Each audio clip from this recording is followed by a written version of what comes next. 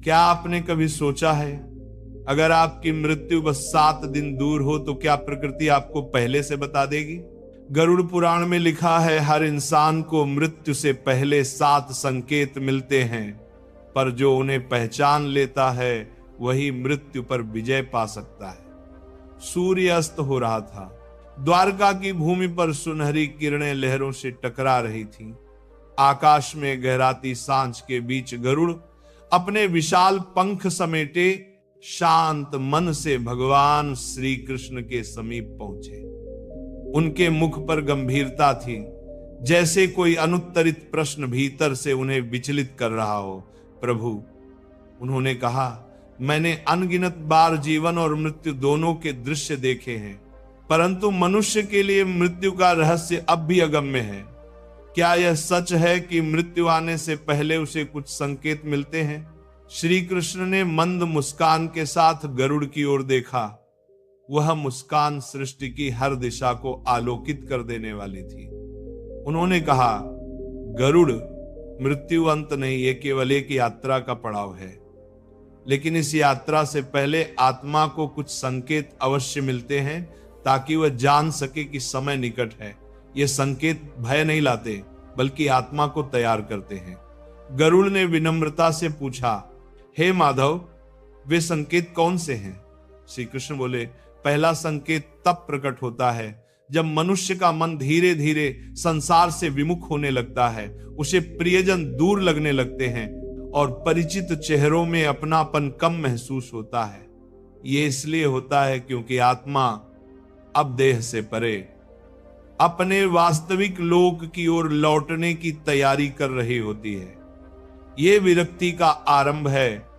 पहला संकेत जो इसे पहचान लेता है वह मृत्यु को समझ लेता है, क्योंकि वह जान जाता है कि मृत्यु केवल परिवर्तन है, नाश नहीं। जिस क्षण भीतर यह विरक्ति जागती है, उसी क्षण आत्मा ईश्वर के समीप कदम बढ़ाती है। कृष्ण मौन हो गए। गरुड़ ने आकाश की ओर देखा। दूर कहीं बिजली चमकी और उन्हें लगा मानो समय ने क्षण भर के लिए ठहर कर कहा हो, अब लौटने की तैयारी करो। अगर किसी रात आप सपनों में अपने मृत परिजनों को बार बार देखें, अगर वे मुस्कुराते हुए आपको बुलाएं, तो ये केवल सपना नहीं होता, ये वह क्षण होता है जब आत्मा दूसरे लोक से पुकार सुनने लगती है। द्वारका में रात्रि उतर चुकी थी, शंख की ध्वनि शांत हो गई थी और महासागर की लहरें चांदनी में रजत सी झिलमिला रही थी। गरुड़ श्री कृष्ण के समीप बैठे थे, पर उनकी दृष्टि आकाश में खोई थी। प्रभु, उन्होंने धीरे से कहा, कभी कभी मनुष्य को ऐसे स्वप्न आते हैं जो बहुत वास्तविक लगते हैं, जैसे वह किसी और लोक में चला गया हो। क्या मृत्यु के संकेत स्वप्नों में भी छिपे होते हैं? श्री कृष्ण ने गंभीर दृष्टि से कहा, गरुड़, स्वप्न केवल मन की कल्पना नहीं, आत्मा के संदेश भी होते हैं। जब मृत्यु निकट आती है तब आत्मा देह के पार देखना शुरू कर देती है। तब वह उस लोक की झलक पाने लगती है जहां उसे जाना है। ऐसे समय में व्यक्ति को अपने मृत परिजनों, अज्ञात यात्राओं या नदी नालों के पार जाते हुए दृश्य दिखते हैं। कई बार वह देखता है कि वह किसी उजले प्रकाश की ओर बढ़ रहा है और कोई उसे पुकार रहा है। यह आत्मा का द्वार खुलने का संकेत है। गरुड़, यही दूसरा संकेत है, स्वप्नों का रहस्य। जो आत्मा सजग होती है वह इन स्वप्नों को समझ लेती है और अपने भीतर शांति अनुभव करती है, क्योंकि उसे एहसास हो जाता है कि अब वापसी निकट है। पर जो अनजान होता है वह इन्हें भय मान लेता है और घबरा जाता है। जानो गरुड़, हर स्वप्न एक संदेश है। ईश्वर कभी सीधे नहीं बोलते, वे मनुष्य के भीतर चित्र बनाते हैं, और जब चित्र मृत्यु का हो तो समझो आत्मा अब नए जन्म की देहरी पर खड़ी है। गरुड़ मौन रहे। समुद्र की लहरों में उन्हें उन अनगिनत आत्माओं की फुसफुसाहट सुनाई दी जो अपने स्वप्नों में ही इस रहस्य को समझ चुकी थी। जब मृत्यु पास आती है तो सबसे पहले आत्मा नहीं, शरीर बोलता है, पर हम उसकी भाषा सुन नहीं पाते। क्या कभी आपने किसी बुजुर्ग को कहते सुना है, अब शरीर साथ नहीं दे रहा। यही वो पल होता है जब देह आत्मा को विदा कहना शुरू कर देती है। रात्रि का दूसरा पहर था। द्वारका की हवाएं मंद थीं और राजमहल के बाहर तुलसी के पौधे से टकरा कर आती सुगंध एक अनजानी शांति फैला रही थी। गरुड़ ध्यान मग्न बैठे थे। उनके मुख पर प्रश्नों की रेखाएं स्पष्ट थीं। उन्होंने श्री कृष्ण से कहा, प्रभु, आपने पहले 2 संकेत बताए, मन का विरक्ति होना और स्वप्नों में मृत्यु की छाया देखना, पर क्या आत्मा के प्रस्थान का कोई शारीरिक संकेत भी होता है? श्री कृष्ण ने धीरे से मुस्कुराकर कहा, गरुड़, देह और आत्मा के बीच गहरा संबंध है। जब आत्मा जाने की तैयारी करती है तब शरीर में परिवर्तन स्वतः प्रकट होते हैं। मनुष्य सोचता है कि यह रोग है, पर यह तो संकेत है, दिव्य संदेश जो केवल सजग व्यक्ति ही समझ पाता है। जब मृत्यु समीप आती है तब शरीर के कुछ भाग, विशेष रूप से पांव और हथेलियां ठंडी पड़ने लगती हैं। ये इसलिए होता है क्योंकि जीवन ऊर्जा, जिसे तुम प्राण कहते हो, अब भीतर से ऊपर की ओर लौटने लगती है। धीरे धीरे ये ऊर्जा सिर के केंद्र ब्रह्मरंध्र की ओर बढ़ती है, जहां से आत्मा देह त्यागती है। यही कारण है कि मृत्यु से पहले व्यक्ति अक्सर कहता है कि उसे ठंड लग रही है, जबकि मौसम गर्म होता है। वह केवल ठंड नहीं, जीवन ऊर्जा के संकुचन को अनुभव कर रहा होता है। और देखो गरुड़, ऐसे समय में उसकी दृष्टि धुंधली हो जाती है, जीभ भारी पड़ती है, आवाज धीमी हो जाती है, क्योंकि आत्मा अब शरीर के माध्यम से बोलना छोड़कर अपने वास्तविक मार्ग पर अग्रसर होती है। मनुष्य सोचता है कि वह बीमार हो गया है, पर वास्तव में वह यात्रा की तैयारी कर रहा होता है। यह तीसरा संकेत है शरीर का परिवर्तन। इसे समझने वाला व्यक्ति मृत्यु से पहले ही शांत हो जाता है, क्योंकि वह जान लेता है कि देह अब केवल एक वस्त्र है जिसे उतारना है। श्री कृष्ण ने आगे कहा, गरुड़, एक सजग आत्मा मृत्यु से पहले ही मरण का अभ्यास कर लेती है। वह हर दिन थोड़ा थोड़ा छोड़ना सीखती है। इच्छाएं, अहंकार, भय और शरीर का मोह। जब वह वास्तव में जाने लगती है तब उसे पीड़ा नहीं होती, क्योंकि वह पहले ही विदा ले चुकी होती है। गरुड़ ध्यान से सुनते रहे। उन्हें लगा जैसे ब्रह्मांड की हर हवा में यह सत्य गूंज रहा है कि मृत्यु कोई शत्रु नहीं, बल्कि आत्मा की सबसे सुंदर यात्रा का आरंभ है। उसी क्षण उन्होंने देखा कि महल के बाहर एक वृद्ध व्यक्ति दीपक जलाकर प्रभु का नाम जप रहा था। उसकी आंखों में शांति थी और पांव धीरे धीरे स्थिर होते जा रहे थे। कृष्ण ने गरुड़ की ओर देखा और कहा, वह जान चुका है। गरुड़ तीसरा संकेत उसके भीतर जाग चुका है। उस क्षण गरुड़ के भीतर एक गहरी श्रद्धा उमड़ आई। उन्होंने सोचा, जो मृत्यु के संकेत को समझ ले वह जीवन के भय से मुक्त हो जाता है, और यही मुक्ति का प्रथम द्वार है। कहा जाता है, जब आत्मा मृत्यु के समीप पहुंचती है तो दुनिया की सारी चीजें फीकी लगने लगती हैं। स्वाद, रंग, शोर सब कुछ दूर होता चला जाता है। मानो मन कह रहा हो, अब इस खेल से थक गया हूं, अब लौटना चाहता हूं। क्या आपने कभी किसी व्यक्ति की आंखों में वह शांति देखी है जो सब कुछ छोड़ने के बाद आती है? द्वारका के आकाश में उस रात एक अजीब सी शांति थी। तारों की चमक सामान्य से अधिक थी और सागर की लहरें किसी गहरे रहस्य को फुसफुसा रही थी। गरुड़, जो अब 3 संकेत सुन चुके थे, कृष्ण के समीप बैठे थे। उनके मन में अगला प्रश्न उमड़ रहा था। प्रभु, उन्होंने कहा, मैंने देखा है कि कुछ लोग मृत्यु से कुछ समय पहले संसार से विरक्त हो जाते हैं। उन्हें धन, स्वाद, परिवार और सुखों में रुचि नहीं रहती। क्या यह भी कोई संकेत है? श्री कृष्ण ने कहा, हां गरुड़, ये चौथा संकेत है इच्छाओं का क्षय। जब आत्मा अपनी यात्रा पूरी करने को होती है तब वो उन सभी बंधनों से स्वयं को मुक्त करने लगती है जिन्होंने उसे बार बार जन्म के चक्र में बांधा है। इच्छाएं वही रस्सियां हैं जो आत्मा को देह से बांधती हैं। जब ये रस्सियां कमजोर पड़ने लगती हैं तब मनुष्य को सांसारिक वस्तुओं में रस नहीं आता, उसे भोजन का स्वाद फीका लगता है, संगीत में शोर और भीड़ में अकेलापन महसूस होता है। ये कोई उदासी नहीं होती, बल्कि आत्मा की गहराई में जागरण का समय होता है। कृष्ण आगे बोले, गरुड़, जब आत्मा अपने कर्मों का लेखा जोखा देखने लगती है तो वह भीतर से हल्की होने लगती है। इच्छाओं का क्षय उसी हल्केपन का संकेत है। अब वह जान चुकी होती है कि जो उसने पाया वह माया थी और जो सच्चा है वह केवल परमात्मा है। उन्होंने समुद्र की ओर दृष्टि डाली और कहा, जो व्यक्ति इस अवस्था में पहुंचता है वह मृत्यु से पहले ही मुक्त हो जाता है। वह किसी के प्रति मोह नहीं रखता, किसी से द्वेष नहीं रखता।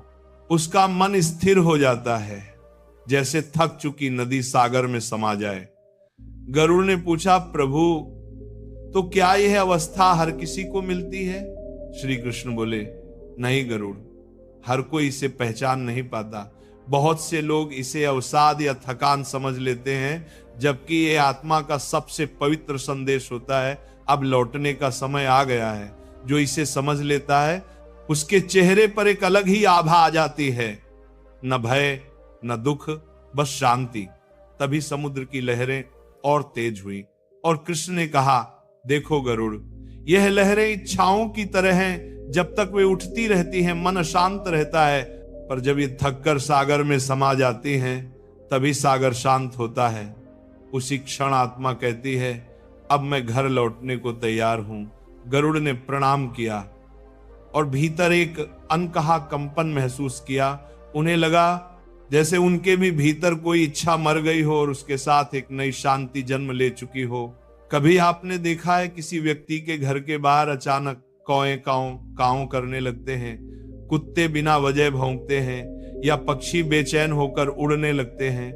लोग इसे अंधविश्वास कहते हैं, पर गरुड़ पुराण कहता है ये संकेत है मृत्यु अब द्वार पर आ खड़ी है।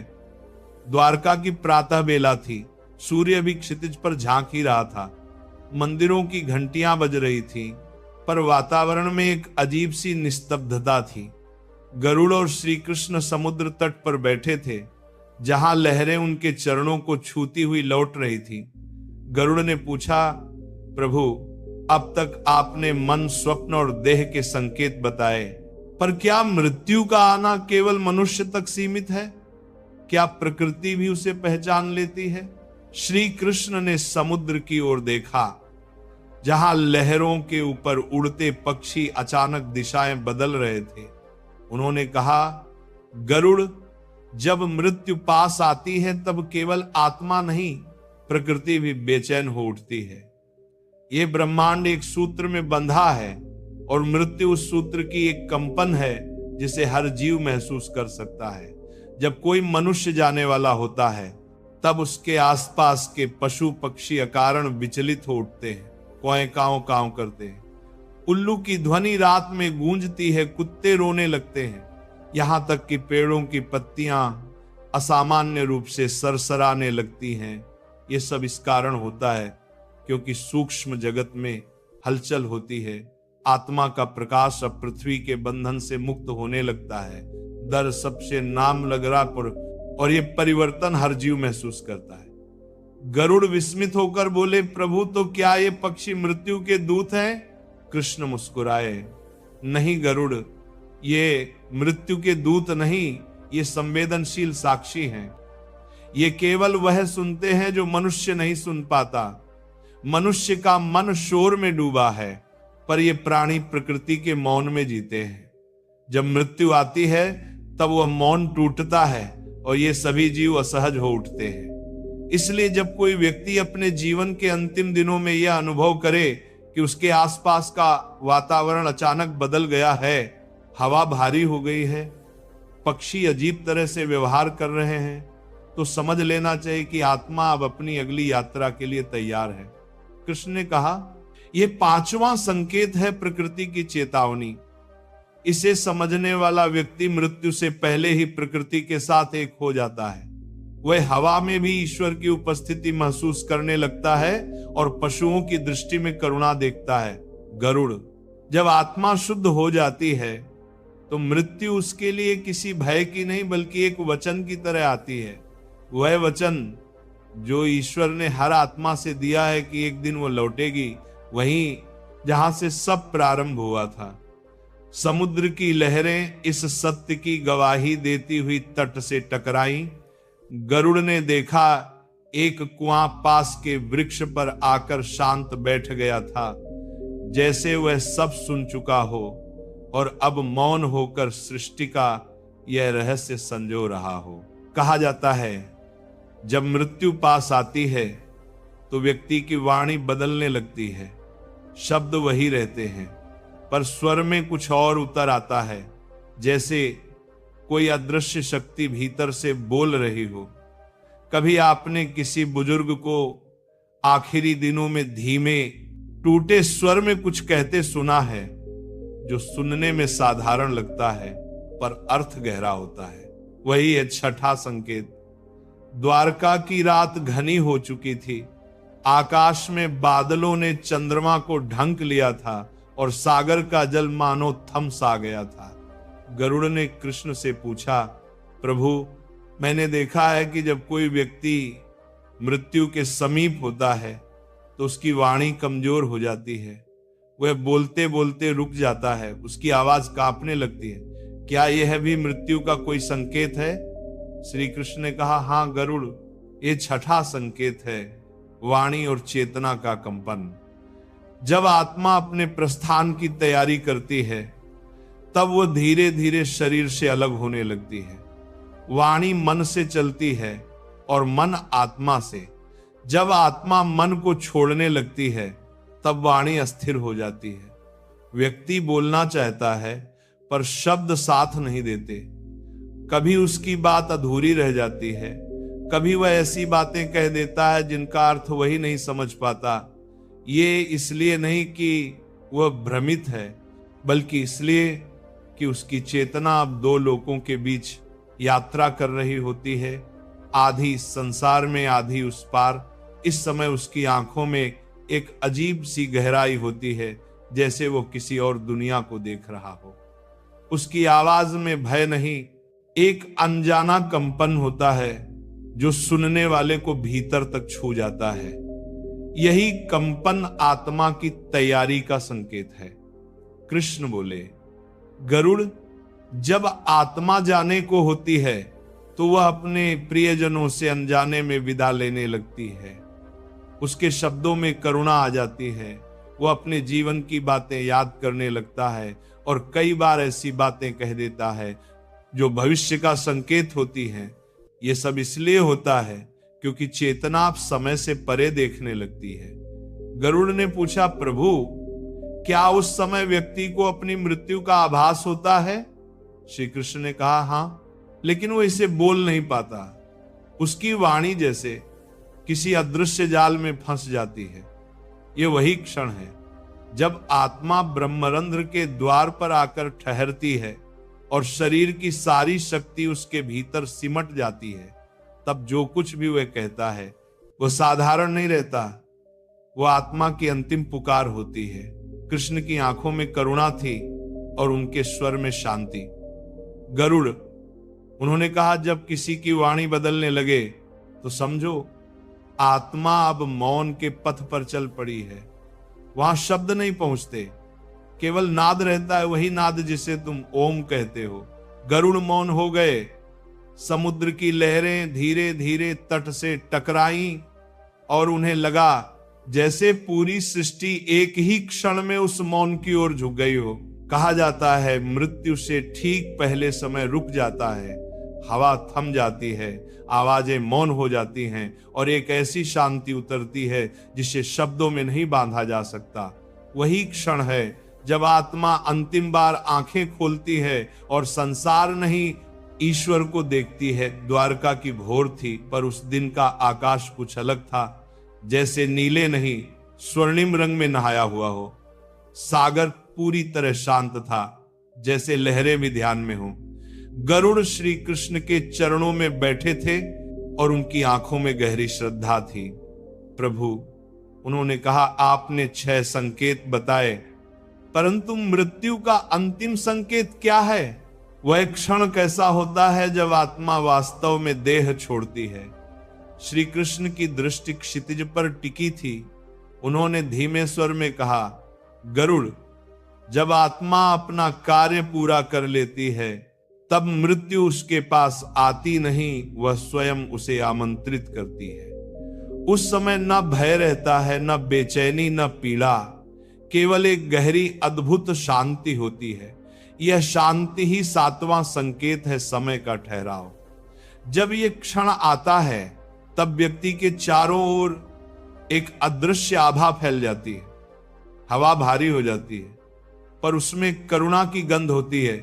जो पास खड़े होते हैं उन्हें ऐसा लगता है जैसे संसार अचानक धीमा पड़ गया हो, घड़ी की टिक टिक थम गई हो, पत्तियां स्थिर हो गई हो, यहां तक कि सांसों का आना जाना भी रुक सा गया हो।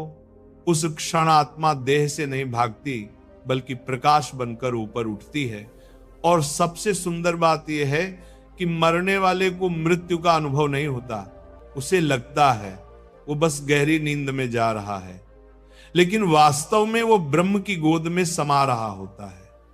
कृष्ण के शब्द हवा में गूंजते रहे, मानो स्वयं प्रकृति सुन रही हो।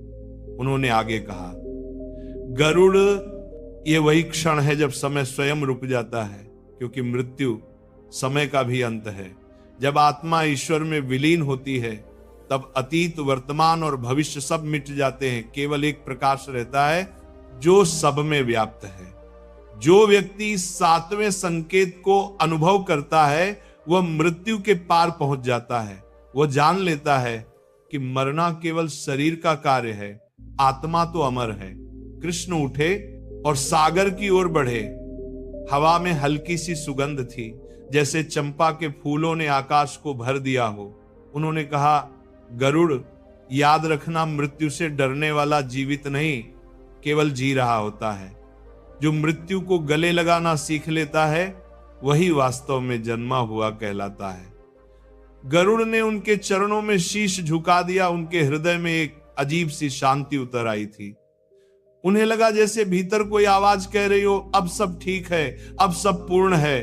और उसी क्षण समुद्र की लहरें धीरे धीरे कृष्ण के चरणों को छूकर लौट गई, जैसे स्वयं सृष्टि ने प्रणाम किया हो। वहां न भय था न दुख, केवल वह मौन था जिसे संसार मृत्यु कहता है, और ईश्वर मोक्ष मृत्यु कोई अंत नहीं, वह तो उस यात्रा का द्वार है जहां समय भी ठहर जाता है। अगर आज आपने इन 7 संकेतों को सुना है तो डर मत पैदा करें, शांति महसूस करें, क्योंकि जो मृत्यु को समझ लेता है वह जीवन को भी पहली बार समझ पाता है। याद रखिए, हर सांस एक संदेश है कि अभी भी समय है प्रेम करने का, क्षमा करने का और खुद को पहचानने का। अगर ये कहानी आपके हृदय को छू गई हो तो इसे किसी एक ऐसे व्यक्ति तक जरूर पहुंचाएं जिसे इस ज्ञान की जरूरत है। मिलते हैं अगले अध्याय में, जहां हम जानेंगे आत्मा मृत्यु के पार कैसी यात्रा करती है।